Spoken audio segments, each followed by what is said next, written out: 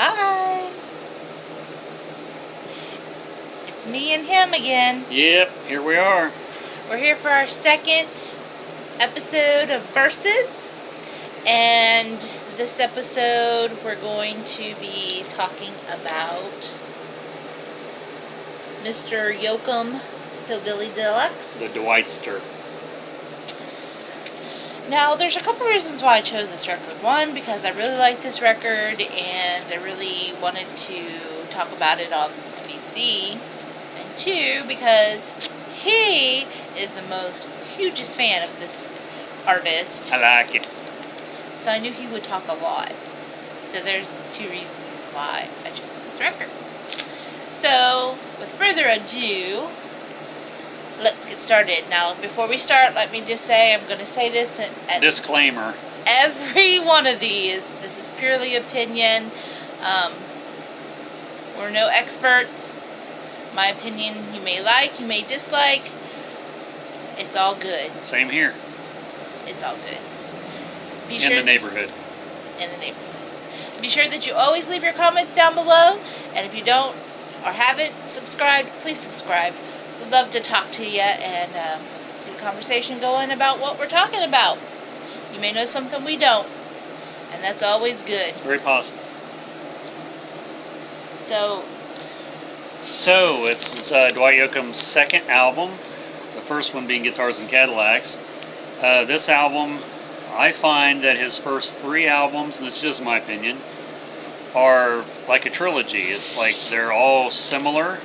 They're all traditional, what was considered traditional country at the time, because a lot of stuff was more pop-oriented in the 80s when Dwight came along.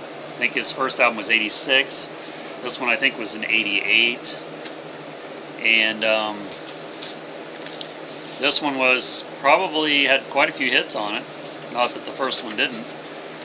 But I really wouldn't call this country, though. I would really call it more like a hillbilly rock type thing. At the time, they didn't know what to call it because it wasn't in vogue to do traditional country. So traditionalists came along like Dwight Yoakam and Randy Travis, but especially Dwight Yoakam was more, I don't know, bluegrassy. I mean, even though it doesn't sound bluegrassy now, it really, at the time, they didn't know what to categorize it as. They didn't want to call it country, so. I think the reason why I really like Dwight Yoakam, it seems like all of his songs tell a story. I mean, that's pretty common throughout music, but country music especially. With him, it's like, because I'm an avid reader and I love books and all of this kind of stuff, when a song really tells a story from the beginning to the end, that captures me. So, with every song on this record, there's a different story on every single one of these songs. So I really enjoy listening to this record for that reason. Not only that, the music is upbeat. It's not that tear in my beer type music. It's more upbeat, and I found myself really bopping to the music. She does that. I do that. So I really enjoy this particular record of his. I would have to say, out of the songs that are on here, Little Sister by far is my favorite song. When we first met, we went to, it was probably about half a year after we met. We went to a Dwight Yoakam concert, and he had asked me on the way there, what's your favorite song by him? And Little Sister was the first thing that I thought of. It's by far my favorite song by Dwight Yoakam. Yeah, and not to discredit Elvis, because he was the original artist that did Little Sister, but in my mind, it's a Dwight Yoakam song, because not only does he make it his own song by his style, but I remember Dwight Yoakam's version. I didn't hear Elvis's version enough, or maybe at all, to even realize that that was the original song until years later, of course. So yeah, I like all the songs, all the tracks off this album, and every Dwight Yoakam's, especially his early ones. But I think there was 3 singles off this album. I think Little Ways was the first single, and then Little Sister, and then Always Late With Your Kisses was, I think, the third one. I might have those out of order, but all the songs are really good, and Dwight Yoakam's the first country artist that actually got me into country, because back in the 80s, when I was in high school, I was into just metal, and I was in one of those record clubs, I don't remember which one, and it was cassettes at the time, and I ordered Dwight Yoakam's first one, and I liked it so much, and I'd heard a couple songs previous to ordering it. That's why I wanted to get it. I liked it so much that I've been a fan ever since. You know, I bought everything that he's put out, and you know, if you've never got a chance to see him in concert, he's still really great in concert, and he can still sing really good. You know, he's got a great backing band. He's always had a great backing band, but the current band, I think, is probably the best one he's had. Yeah, his guitarist is phenomenal. Just phenomenal. Yeah, check out some videos on YouTube, concert footage or music videos, either one.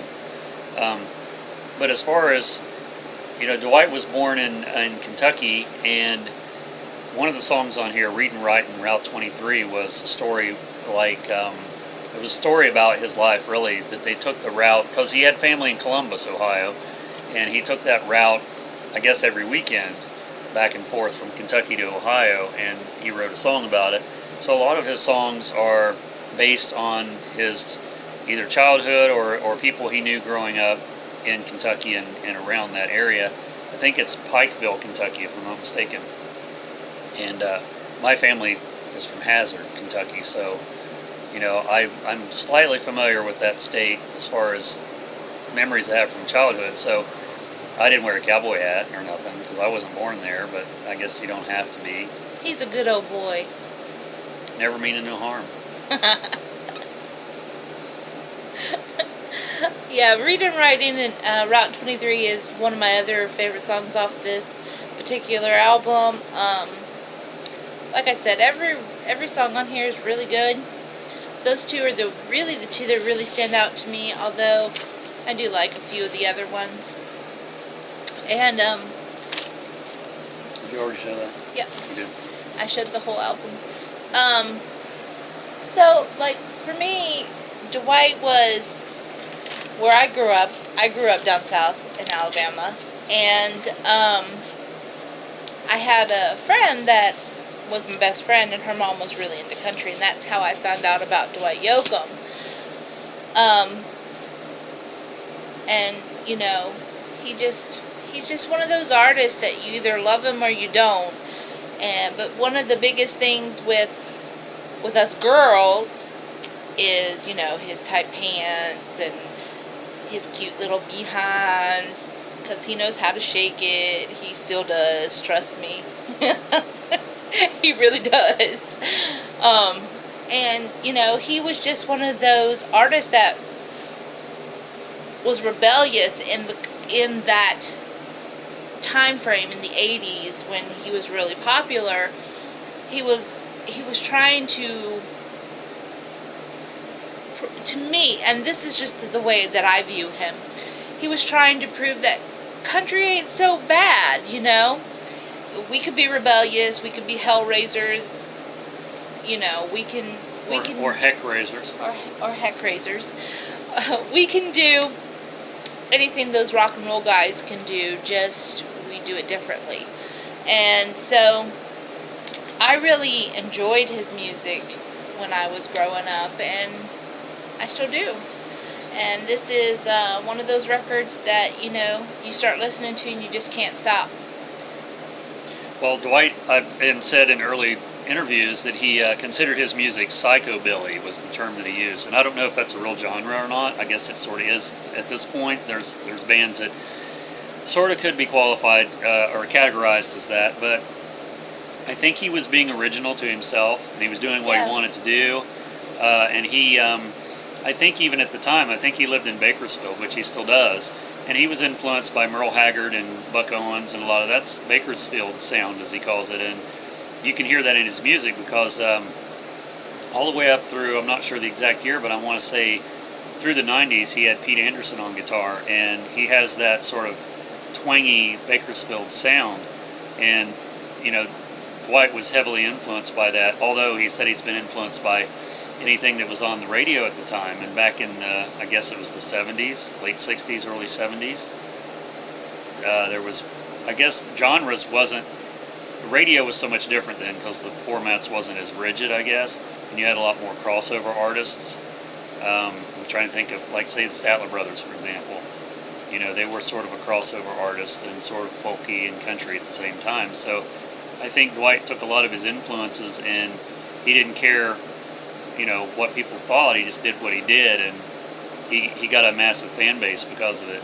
And the first time I seen him in concert was from his, he was on his touring for his third album, and I'd seen videos and stuff, and I was amazed that this was considered country, or at least by my standards it was, because I was, like I said, listening to metal and rock and stuff. So, you know, it got a metalhead into country.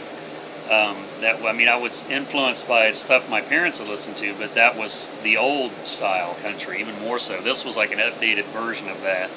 And, you know, how he used to twist around, and still does, on stage, you know, and when I seen him in concert, you know, girls are screaming their heads off, you know, during the guitar solos. That's just what he did, and they still do. Yeah, and right, the last time we seen him, they just screaming their heads off, and that was just his thing, you know.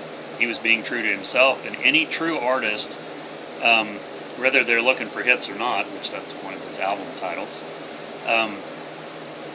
if they're true to themselves, they're going to get a fan base, because people will believe in what they're doing when they see they're sincere. And you know, it's just same as his acting that he's done. I think he's good. He's a good actor. Some people don't, but I think he's a good actor. Yeah. You know, people out there might not. If you're not a big fan of Dwight Yoakam, you might not realize a lot of the movies he was in. Sling Blade comes to mind. The character he played in Sling Blade was, I mean, he stole the show. I mean, John Ritter was in the movie, and Billy Bob Thornton, of course, and they had their own characters that was very prevalent. But Dwight Yoakam was the mean guy, and he played it very well. I just wonder how much of that mean guy is truly him. But I don't think he don't he's seem mean like at all. No, I think that was just his character. He did a good job. Speaking of Buck Owens, this is a funny story. When I was growing up, I do not know where I heard this, so please forgive me, but I heard that Dwight Yoakam was Buck Owens' son. And I believed that for years and years and years and years. And I don't remember who I was talking to, and we were on a conversation about Dwight Yoakam, and I had said to them, you know, Buck Owens is his dad, no wonder he's so talented. And they just lost it and started cracking up, thought, right, whatever. I'm like, no, true, he is. He's not. He really isn't. He might have been a buckaroo, but he wasn't. They proved me wrong, and you live and you learn. I lived and I learned. So, wah-wah on me. But anyone that's not familiar with Dwight Yoakam, if you like traditional country, if you like regular country, and some of his later albums are more pop, more mainstream oriented, at least by today's standards, because he's changed styles. His first few albums were more traditional country, had a lot of covers. I think on this album there's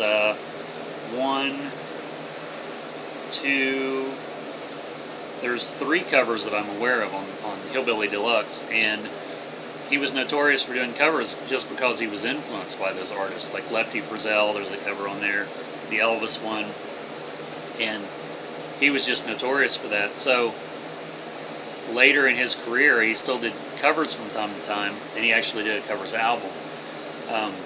But his original stuff is good too. Yeah, his original stuff is good, and I've always said about Dwight Yoakam, he's one of those artists that could sing anything and make it his own, because he puts his own style to it, and he can just sing anything. Acoustic, a cappella, it doesn't matter if it's with a big band or, you know, the traditional country that he was famous for originally. So he's one of those few artists that can actually do that, in my opinion.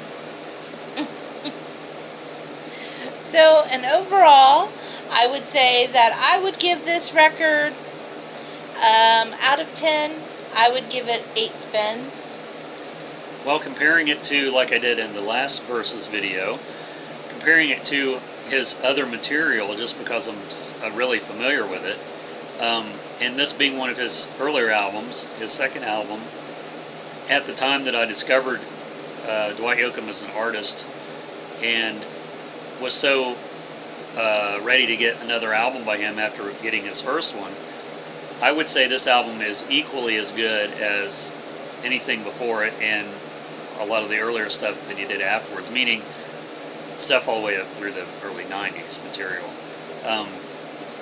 I would give it 10 spins out of 10, and I would do that with the majority of his work as an artist. But I'm partial. When you're a fan of someone, you just sort of do that. I would rate myself, as far as a fan of Dwight Yoakam, I'm not like a groupie or anything, but as a but as a fan, there's not too many artists that I buy everything and like everything they've done, which you don't have to like it all, but he's just one of them artists.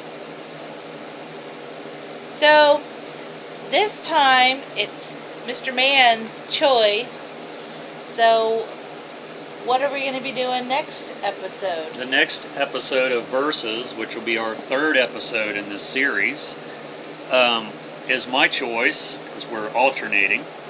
This one was her choice for Dwight Yoakam, which was a great choice, by the way. My choice is Captain Beefheart and his Magic Band Trout Mask Replica. If you're not familiar with that, check out our new issue, or its episode. We're not making magazines yet. It's our new episode of Versus coming up, not next Sunday, but the Sunday after next. Every other week we do an episode of Versus for Captain Beefheart, our review of Trout Mask Replica. Oh boy! Oh boy is right. Please forgive our background. We are moving. So the next episode will be in our new space. I'm not really sure if this will be our background, but I guess we'll find out. Yep. So tune in. What? Tune in. I hope everybody is doing good out there. Please subscribe and like and forward and backwards and comment. And thanks for watching. We'll see you soon.